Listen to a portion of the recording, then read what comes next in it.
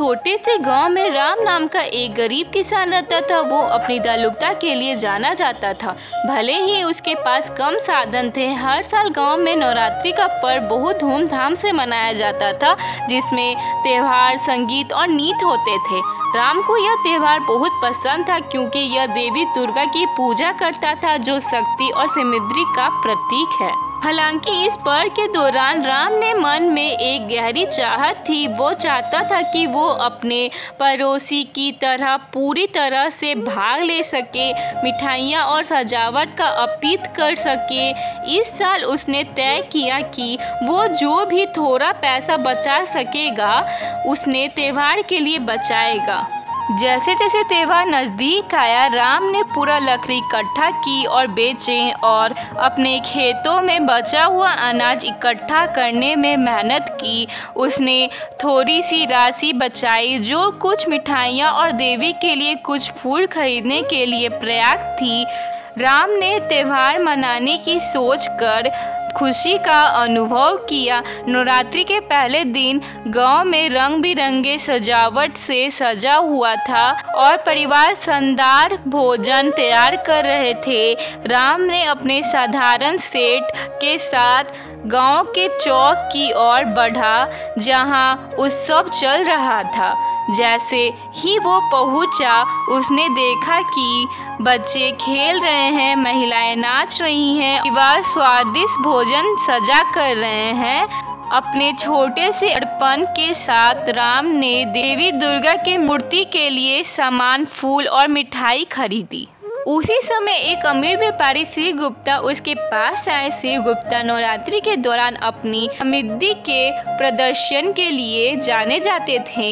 उन्होंने राम के साधन अर्पण को देखकर हंसते हुए कहा, क्या तुमने देवी के लिए यही सब कुछ इकट्ठा किया है? तुम्हें पता होना चाहिए कि देवी को इससे अधिक चाहिए। राम को शर्म का अनुभव हुआ, लेकिन उसने चुप रहने का निर्णय लिया। उसे पता था कि उसकी भेंट छोटी है, लेकिन प्रेम और श्रद्धा से भरी थी। तभी गांव की एक छोटी सी लड़की, जो पीले कपड़े से सजी हुई थी, राम के पास दौड़कर आई। राम भैया, क्या मुझे एक मिठाई मिल सकती है? उसने चमकती आंखों से पूछा। राम ने मुस्कुराते हुए एक मिठाई दी। लड़की का चेहरा खुशी से खिल उठा।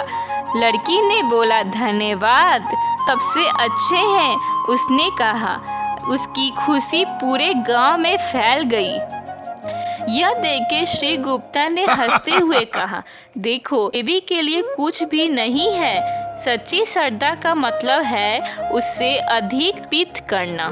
राम ने धीरे से जवाब दिया, श्रद्धा की माप उस चीज की मात्रा से नहीं होती है जो हम अर्पित करते हैं, बल्कि उस प्रेम और ईमानदारी से होती है जो उसके पीछे होती है। छोटी लड़की की खुशी साबित करती है कि सबसे छोटे अर्पण का भी बड़ा अर्थ हो सकता है। जैसे जैसे उत्सव आगे बढ़ता, श्री गुप्ता ने देखा कि राम के चारों ओर लोग कितने सच्ची मुस्कान और हंसी के साथ हैं। उन्होंने राम की दृढ़ता की प्रशंसा की। उस शाम राम ने नृत्य और गीतों में भाग लिया, जिससे सभी के चेहरे पर खुशी आई। रात्रि के अंत में श्री गुप्ता ने महसूस किया कि इस त्योहार का असली सर धन में नहीं, बल्कि प्रेम, समृद्धि और श्रद्धा में है।